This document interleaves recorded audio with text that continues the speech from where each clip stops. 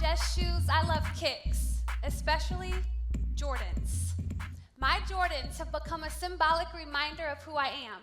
Apparently, I owned a pair before I could even walk. I grew up in two worlds, what I call the good life, distinguished, full of opportunity, and the hood life, delinquent, packed with perseverance. Today, I'm here to tell you about the West Indianapolis Peace Park and our Seeds in the Sidewalk urban mentoring program. But first, I want to take you on a journey in my Jordans. When I was in the 6th grade, my mom transferred me out of the public school system to attend a township school in a district outside of my neighborhood.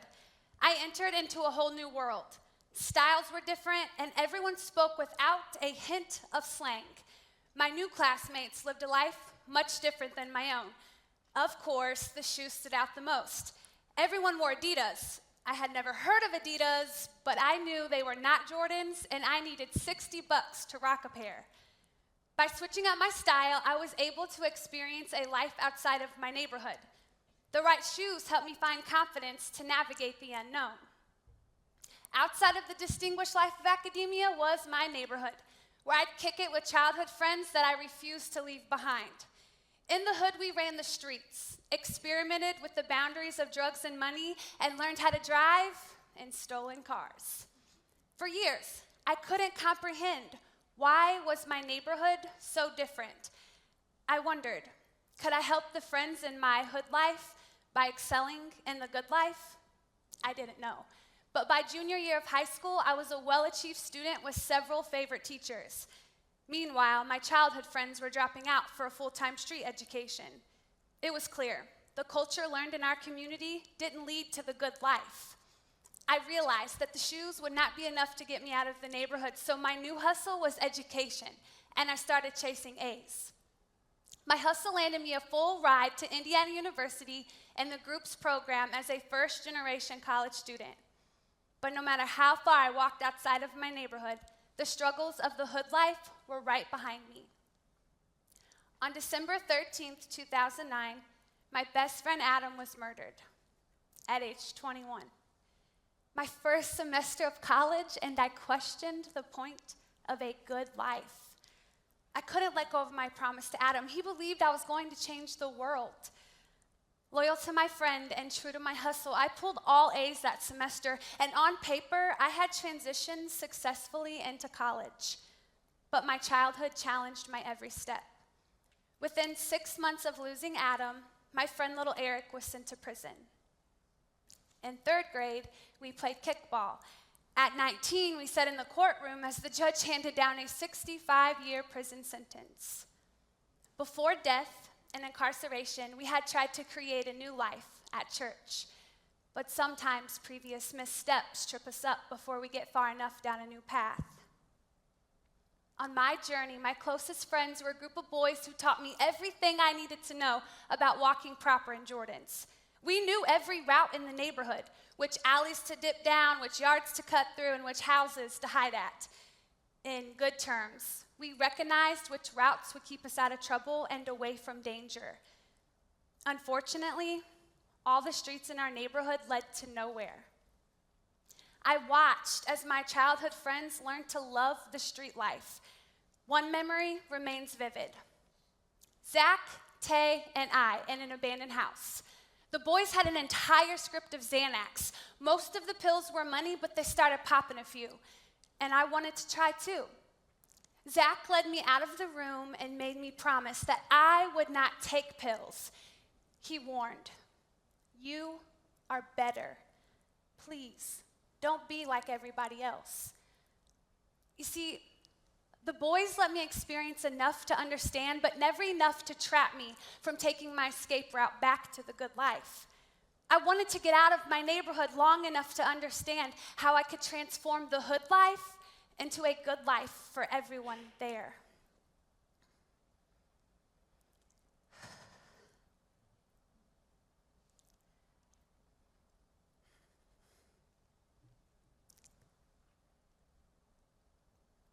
My high GPA and solid resume doesn't dismiss my past, but most of you don't see it. I too am guilty of smoking blunts, starting trouble, and other criminal activities. However, the opportunity offered within the good life slowly took me away from a hood life mentality. When I realized I could have better, I rejected the perception that the hood was as good as it gets. However, today, of my 6 closest male friends, 1 in 6 was brutally murdered. All 6 have criminal records, while 1 is still serving more than a life sentence for homicide. 3 have kids, and 1 has a baby on the way, but bassinets are better than caskets. None of the 6 have graduated from high school, but 4 now have a GED. Of my 4 best girlfriends, 3 have children that they adore. 1 is a dancer. Okay, she's a stripper to feed her kids. And 3 are taking college courses. We have all been impacted by the consequences of drugs, violence, and mass incarceration. None of us has celebrated a 23rd birthday.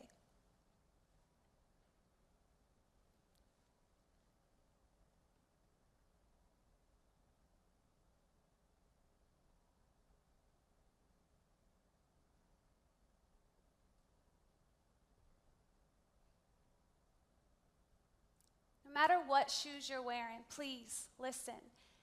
A journey in Jordan's, that is, running routes in communities like mine, leads to undereducation, depression, drugs, addiction, violence, incarceration, death, dead ends, dead ends, dead ends.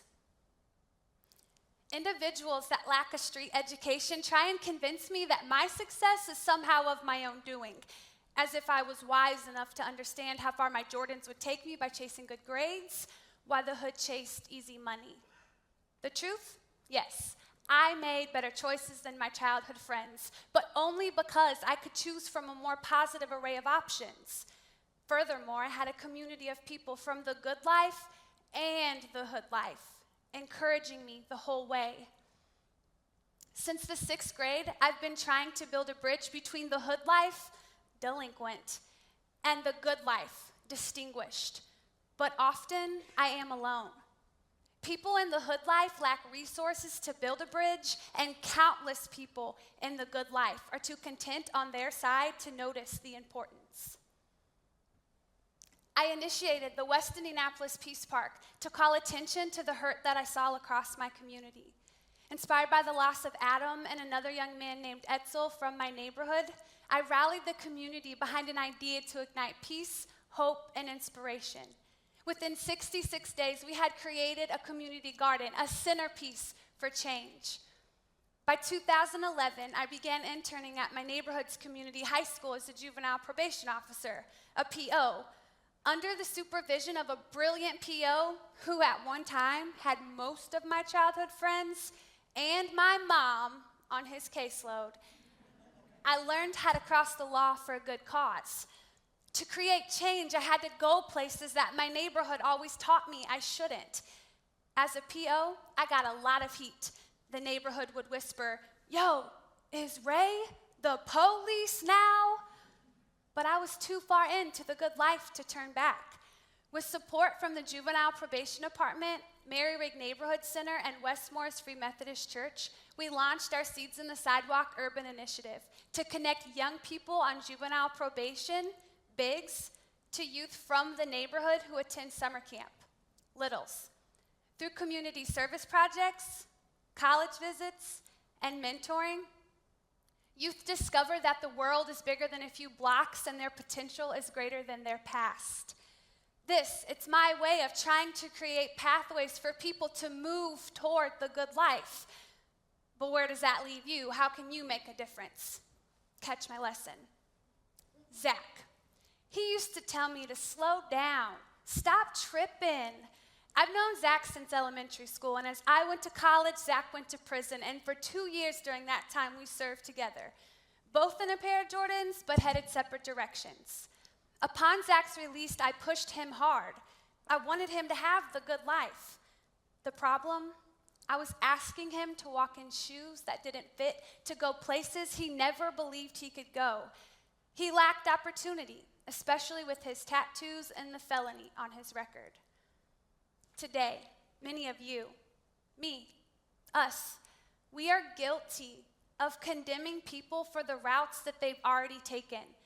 My childhood friends, for instance, they made the best choices they knew how given limited options, and every day they struggle with the consequences. We judge people based on their styles, their backgrounds, or the slang in their language. And just like many of you didn't see the hood delinquent in me, we often fail to see the good in people from neighborhoods like mine. We can create pathways for people who are not presented with distinguished good life opportunities. Turn a dope boy's street skills into a marketable career by providing him with a good product. Mentor young people like Emerald by crossing the bridge to her stomping grounds, her school, or community. Believe in our potential. Understand where we are coming from. We may not all want to go to college because, like Adidas, academia is not for everyone. But we believe that we can do more. We deserve more than the consequences of criminal records and chasing drugs for money. So today, let us encourage people to walk in their own shoes without tripping, so we can build a bridge between the hood life, delinquent, and the good life, distinguished. We can make a difference across our one world. Respectfully, peace.